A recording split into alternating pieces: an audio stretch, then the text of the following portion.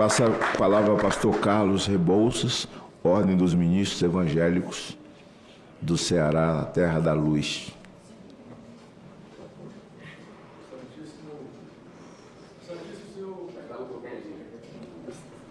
Excelentíssimo senhor presidente desta sessão, senador Magno Malta, excelentíssimo senador Eduardo Girão, do meu amado e querido estado do Ceará, que está entregue à criminalidade, senadora Damares Alves, pessoa que falou comigo com tremenda simpatia, que eu não poderia esperar nada diferente de quem é cheia do Espírito Santo de Deus.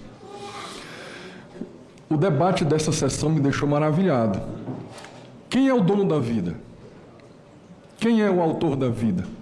A palavra me diz lá em Gênesis que no quinto dia Deus criou as aves, as criaturas das águas, e no sexto dia Ele criou todos os animais segundo a sua espécie e criou sua obra-prima, o homem.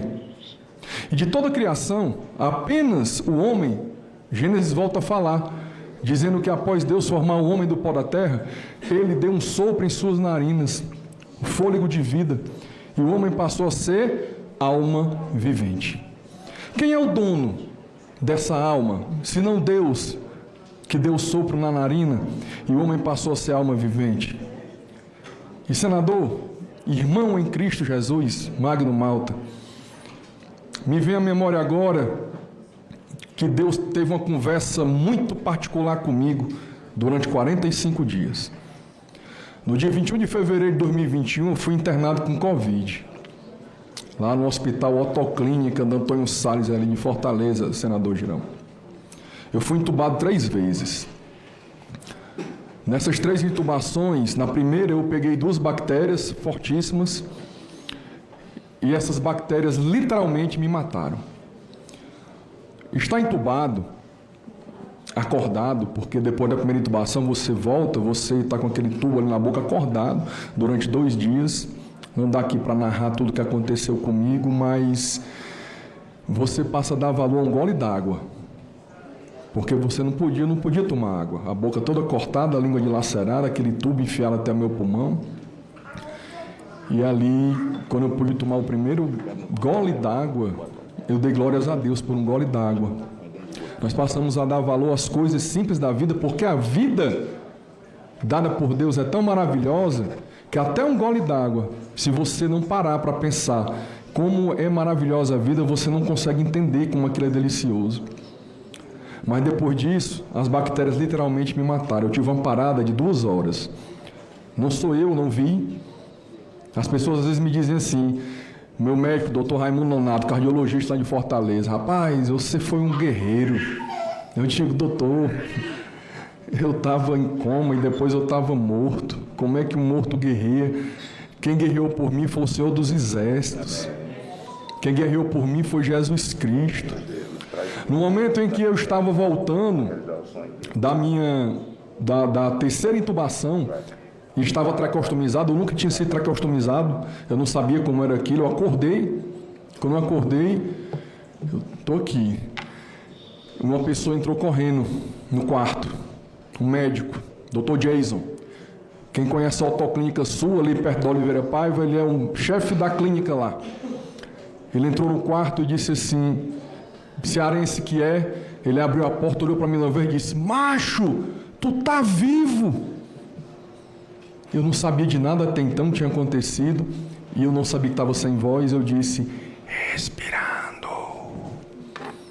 E ele disse, eu não estou brincando não, tu passou 2 horas, todo o rosto, da cabeça aos pés, as máquinas apitando 0. Olha, eu sou médico, já vi muita coisa na minha vida, mas igual isso aí, Deus tem alguma coisa contigo. E eu só fiz assim. Se vocês estão aqui me ouvindo hoje, é porque aprove a Deus. Eu não vi o milagre. Eu fui objeto do milagre, mas eu não vi. Agora, aqueles 2 médicos que estavam naquele quarto, no momento que eu tive essa parada, narrada pelo médico de 2 horas, os aparelhos já... Por que ele disse, mas tu tá morto? Depois a enfermeira me contou. Porque ele saiu do quarto, depois de 2 horas tentando, Não dá para Só para explicar às pessoas que ele está dizendo, macho, tu tá vivo, é porque não é que as pessoas tinham dúvida que ele fosse. Isso é uma expressão lá do Ceará. Sim. Quando se refere a pessoas. Muito obrigado, senador. É uma expressão do Ceará, como dissesse: homem, você está vivo. Né? E aí ele disse que saiu do quarto, não tinha mais o que fazer. O outro médico, doutor João Luiz, chefe da UTI, ficou lá, talvez preenchendo documentação, que era o médico que eu tinha contratado. E depois ele encontrou com a enfermeira no corredor e disse: pastor morreu, não foi? A enfermeira: não, qual pastor? Aquele, um grandão, o pastor Carlos.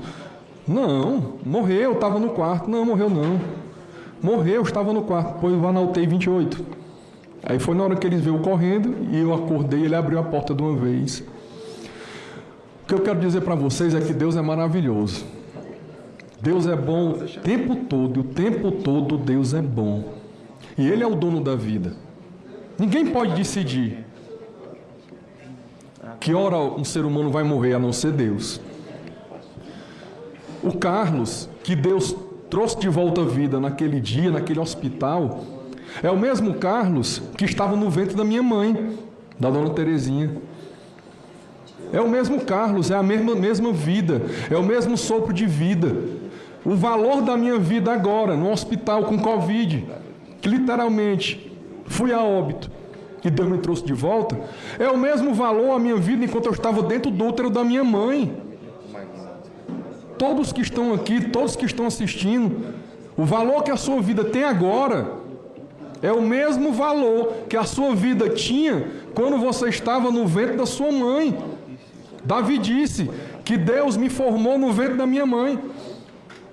O profeta disse: eu ainda uniforme, no ventre da minha mãe, o Senhor já tinha me escolhido. Então, Deus criou a vida. E a vida, a ciência não é contra Deus, a ciência explica, busca explicar o que Deus fez. E a ciência já disse que no momento da concepção se inicia a vida. No momento em que o espermatozoide encontra um óvulo, a fecundação, ali se chama concepção. Ali já é a vida. Ali já tem um indivíduo com a cor dos olhos, a cor do cabelo, a cor da pele e tudo mais já que vai formar aquele indivíduo definido, segundo a ciência. Ali é vida. E ali é a mesma vida daquele feto recém-concebido ao feto com 1 ano de idade, com a criança com 1 ano de idade, depois o adolescente com 12, depois o adulto com 30 ou com 50, ou o idoso com 80. O valor da vida é o mesmo para Deus. Ninguém pode se arvorar a dizer que pode interromper a vida.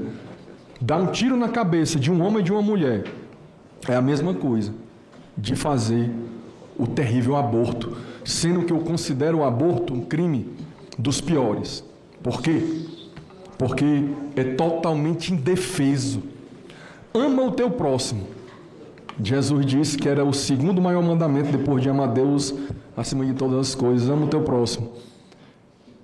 E ele respondeu isso a uma pessoa que perguntou o que é de fazer para ter a vida eterna, para ter a salvação. E ele disse: ama o teu próximo. Quem está mais próximo de uma mulher do que o feto que está dentro do seu útero? Agora, esta mãe, quando por algum motivo é levada a fazer um aborto, seja por ideologia que foi plantada na cabeça dela, seja por qualquer outro motivo, ela também merece ser socorrida por todos nós, no sentido de conscientizá-la de que aquilo não é algo bom para ela própria, não só para o feto. Porque eu sou pastor, mas eu também sou advogado criminalista há 22 anos e sou professor de Direito Penal e Processo Penal.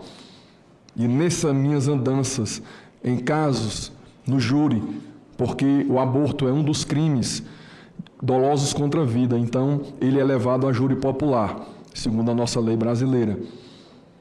Os casos que eu vi, seja como pastor, seja no júri, aquelas mulheres que se submeteram ao aborto, elas nunca mais têm um psicológico como tinham anterior. Sabe por quê? Porque, no fundo, todo ser humano tem a centelha de Deus. No fundo, todo ser humano sabe que matar é errado. É por isso que tanto faz uma tribo na Amazônia que nunca viu um homem branco, uma tribo na África ou a civilização mais desenvolvida, sempre matar vai ser errado. Por quê? Porque essa centelha de Deus está dentro de cada um e sabe que isso é errado. E todas as vezes que eu vi uma mulher que infelizmente foi levada a isso, hoje, por ideologia, hoje é uma doutrinação que ocorre nas escolas, nas faculdades, na televisão nem se fala e em todo lugar. E para finalizar, eu quero dizer a vocês que não percam a esperança de forma alguma. Sejam fortes e corajosos, pois eu lhes dei espírito de ousadia e não de temor, diz o Senhor, a todo aquele que luta pela vida, e que Deus os abençoe em nome de Jesus. Amém.